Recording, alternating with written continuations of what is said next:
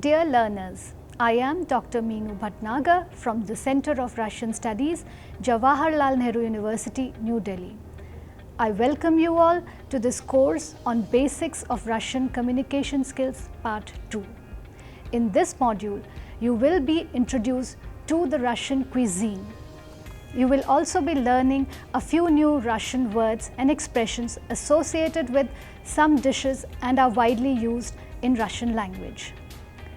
Russian cuisine is diverse and unique and has Baltic, Caucasian, Siberian, Central Asian, Eastern Asian and even Middle Eastern influences.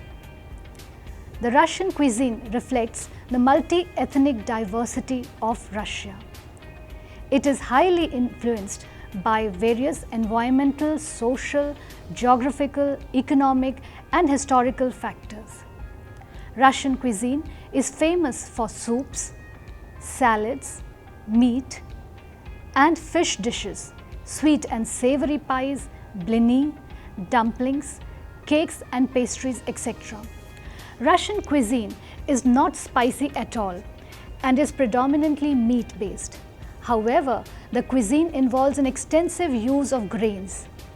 Russian cuisine offers a great number of vegetarian dishes with mushrooms, potatoes, cabbage, pickles, etc. Traditionally, for breakfast, Russians eat sirniki with sour cream, kasha, blini with various fillings. Russians also like to eat sandwiches with sausages, fried eggs or omelets, along with tea. For lunch and dinner, the first course usually includes a soup, the second course includes meat and salad and some side dish. The third course includes tea, stewed fruit, juice or dessert. In this module, you will learn about some Russian dishes like blini, sirniki, kasha, soups like borscht and shi, Russian salads called olivier, vinaigrette, pelmeni, pirog, etc. Let us start with blini or blinchiki. Blinis are one of the favorite dishes of Russian people. As you can see in the picture, blinis resemble American pancakes, French crepes and even Indian chilla or dosa. Blinis are made from flour, eggs and milk. The blinis are thin, flat scones of plain dough. They are round and golden. They symbolize the sun because of its round shape. It is a kind of dish which can be eaten at any time of the day, at breakfast, in the main course, or even as a dessert or a snack. Blinis are served with various sweet and savory toppings such as sour cream, honey, condensed milk, jam, wild berries, caviar, meat, fish, mushrooms, onions and potatoes, cheese or even with butter and many other ingredients. You can see the picture of sweet and savory blinis on the screen. The first picture is of blini with honey. In Russian we say blini with smyodom. Next picture is of blini with sour cream. In Russian it is called blini s smetana. Then the picture is of blini with caviar. In Russian we say blini s ikroy. And the last one is with the meat. We say in Russian blini s myasam. Blinis are specially popular during a week-long Russian spring festival called Maslenitsa. Maslenitsa or Butter Week or Pancake Week is a week before the Lent and is celebrated in the second half of February or early March.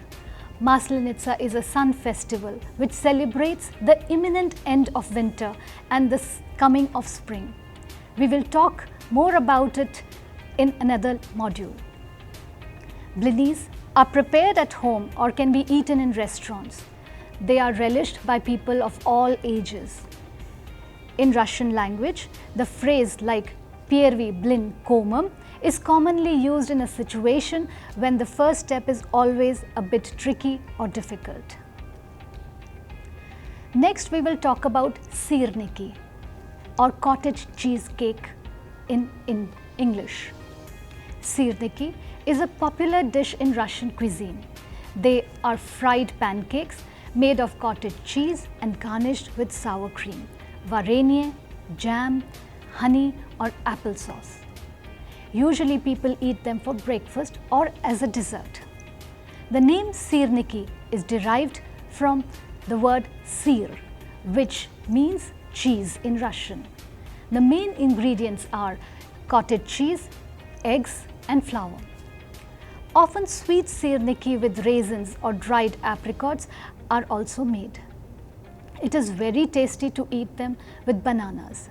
You can see the pictures of sirniki on the screen. Next, we will talk about kasha, which is called porridge in English. Kasha is considered as one of the most common dishes in Russian cuisine. Kasha is a nourishing dish made of whole grains such as buckwheat, oats, wheat, millet, barley, rice, etc. as the main ingredient. The grains are boiled in milk or water. As a result, there are many ways to prepare it and serve. It might be cooked in the morning for breakfast or served as a side dish for lunch or dinner. For breakfast, it can be eaten with honey, fruits, whereas for lunch and dinner, it can be eaten as a side dish, cooked with mushrooms and butter. You can see some pictures of kasha on your screen. In old Russian traditions, the groom and the bride necessarily cooked porridge as a part of their wedding ceremony. It is not simply a meal, but a ritual dish. No celebrations or holidays are possible without traditional Russian porridge on the table. It is remarkable that every significant event has a special ceremonial porridge pertaining to it. Let's now learn a phrase with the word kasha. In Russian language, a phrase such as kasha v galave is commonly used. Kasha here means mess or confusion. Galava means head. So the phrase in Russian in a situation when one is not thinking clearly or one is confused or when one's head is in a mess. For example, we can make a sentence like U nivo kasha v galave, which means he is a muddlehead. We'll talk about some Russian soups now. The first soup we'll talk about borscht. As I mentioned earlier, soups are eaten in the first course. Russian soups are sumptuous, delicious. There is a wide variety of soups in Russian cuisine such as borscht, shi, salyanka and many others. Borscht is one of the most popular soups in Russia. It is made in many East European countries. Borscht originally belongs to Ukrainian cuisine. Borscht is also called a beetroot soup as beetroot is the main ingredient which gives it a distinctive reddish color. The word borscht is derived from the word for beetroot in the Old Slavic language birch. There are a lot of recipes to cook borscht. Traditionally, borscht stock is cooked with meat, but nowadays vegetarian version of this soup is also made. The other vegetables used to make borscht includes cabbage, carrots, potatoes, onions, tomatoes, and in some regions it might also include kidney beans, apples, turnips, etc. Borscht is traditionally spiced with garlic and served with herbs, sour cream and white bread. Have a look at the pictures to see how the soup is served. Delicious, isn't it? It is believed that the borscht was the favorite soup of the Russian royals like Catherine the Great and Alexander II. It was loved by the famous Russian writer Nikolai Gogol. Even ballerina Anna Pavlova was fond of this high-calorie soup. Let's now talk about another Russian soup. It is called shi, or a cabbage soup in English. Shi is a cabbage soup. Shi has been known in Russian since 9th century, when cabbage was first brought to Russia from Byzantine. Due to its simplicity, it has become quite a common meal relished by all sections of the society. Shi is a staple food usually served with sour cream and rye bread. The other ingredients used to prepare this soup includes pickled cabbage, onions, carrots, parsley, as you can see in the pictures. There is another factor which has added to its popularity. It might be cooked with or without meat, which makes it acceptable with the different religious ethos in Russia. Shi and borscht are similar. However, the main difference between these two soups is the addition of beetroot in borscht.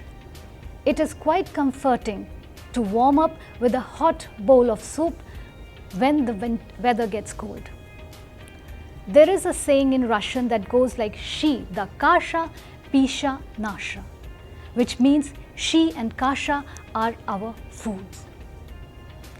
Next dish that we will talk about is also a soup. It is called salyanka.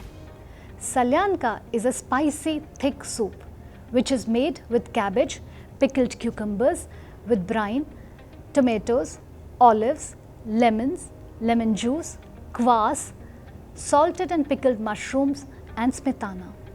The broth can be prepared using meat, fish or vegetables like mushrooms mixed with pickled cucumber and brine.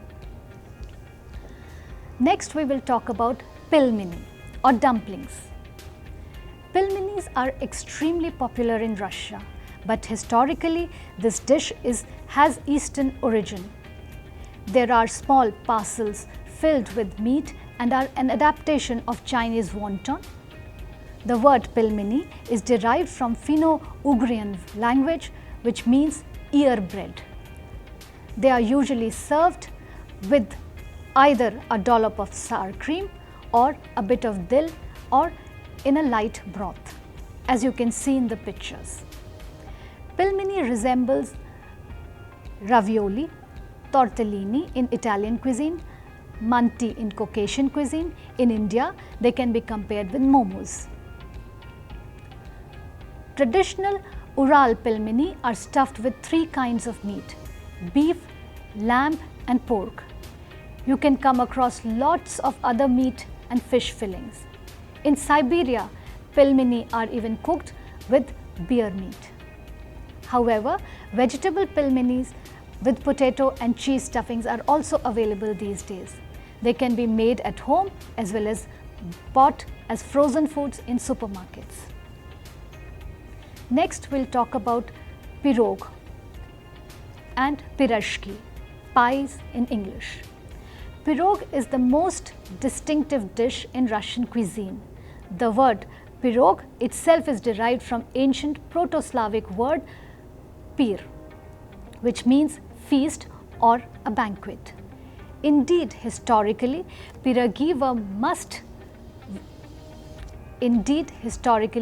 pirogis were a must during any celebrations. The Russian pie could be savory or sweet.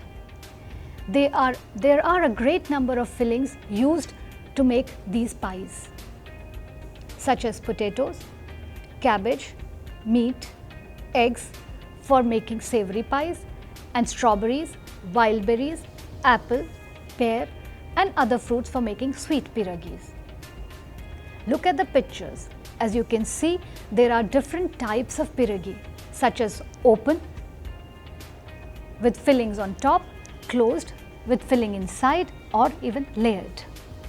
In addition to pirogi, there are also pirashki.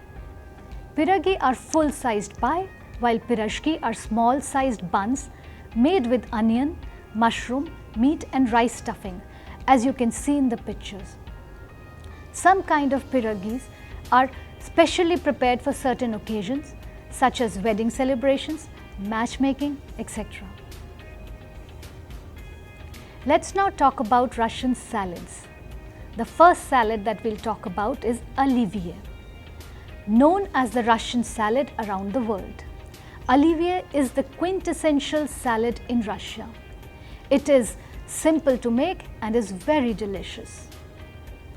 It is made by mixing small pieces of boiled potatoes, boiled eggs, boiled carrots, meat or sausages, pickled cucumbers and chopped onion, green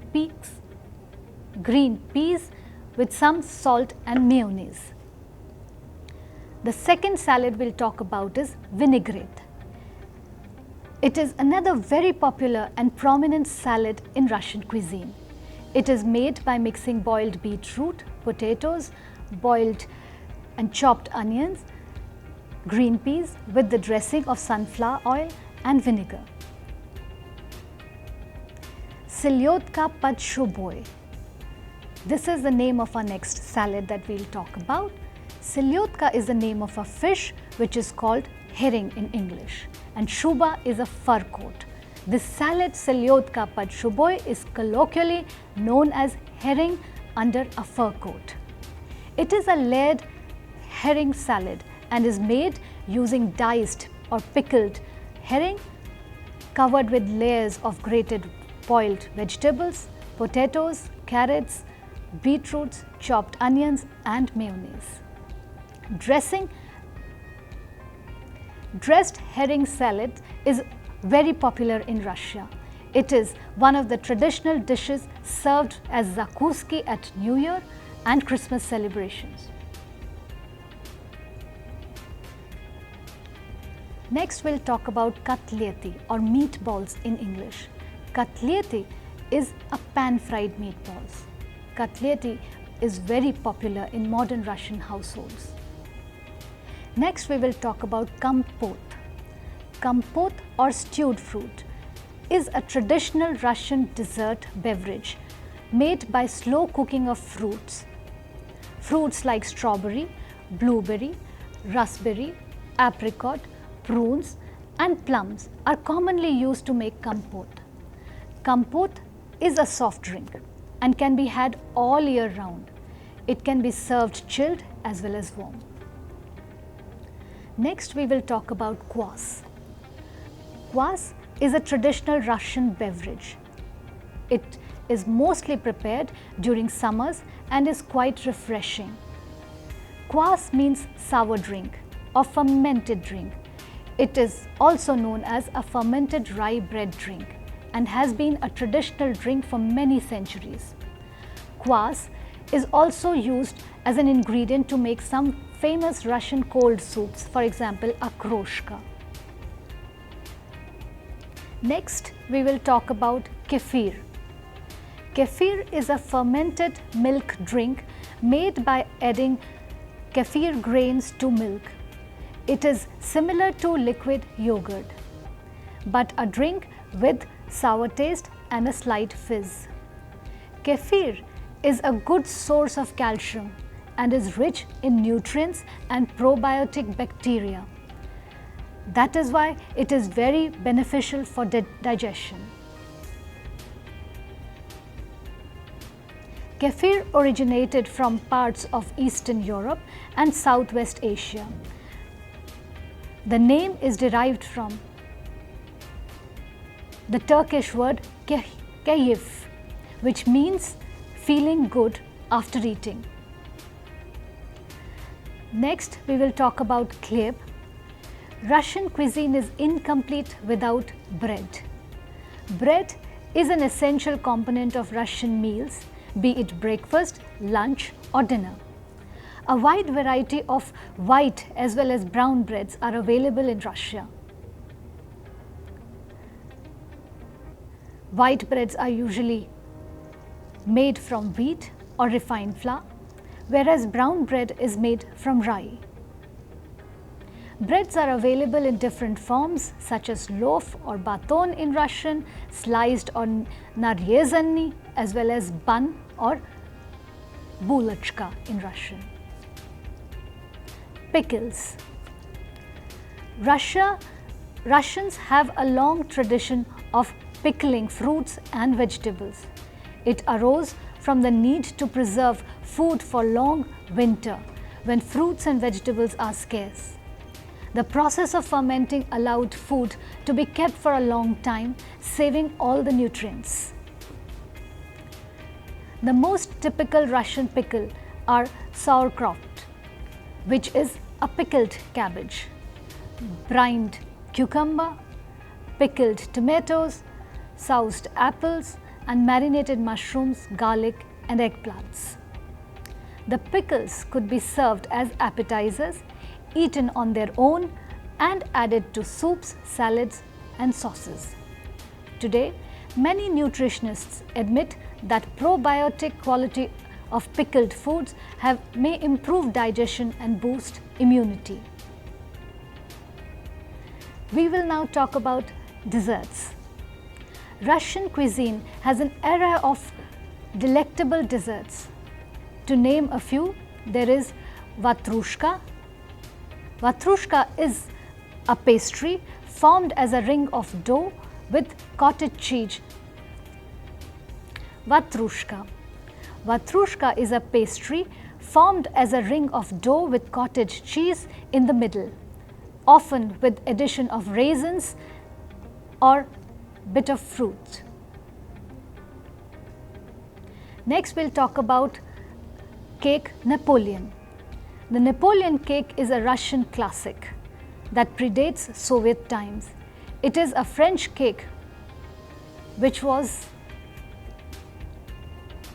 brought to Russia in the early 19th century and was widely cooked during the celebrations of the Russian victory over the French army of Napoleon in the Great Patriotic War of the 1812. Since then, it has been part of the national cuisine heritage. The Napoleon cake is a kind of layered crepe custard cake, traditionally decorated with cake crumbs to symbolize the Russian snow that thwarted the Napoleon's army. Next is Miedovik or the honey cake.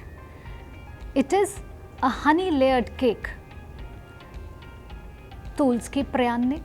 It is a soft cookie made from honey and spices like ginger. These are often baked with elaborate engravings. Ragalki. These are delicate pastries served with meringue filling. Let us quickly repeat and revise the Russian dishes that you have just learnt about. Blini. We have learnt about blini with honey, which is blini s myodom, blini with sour cream, blini s smetana, blini with caviar, which is in Russian blini s ikroy, and the last one, blini with meat, blini s myasam. We have also learnt sirniki or cottage cheese cakes, kasha or porridge, soups like borscht, shi and salyanka. You have also learnt about pilmeni, piragi I pirashki, salads like olivier, vinaigrette, selyodka pod shuboy. You have also learnt about katlete, kompot, kvass, kefir, and desserts like vatrushka, cake Napoleon, Miedovik, Tulski pryanik, Ragaliki. I will end the module with a phrase often used to wish a person good appetite at the time of eating, Priyatnama appetita. Dear learners, in this module, you have learnt about Russian cuisine. In the next module, you will be learning some more interesting facts about Russian culture. Thank you.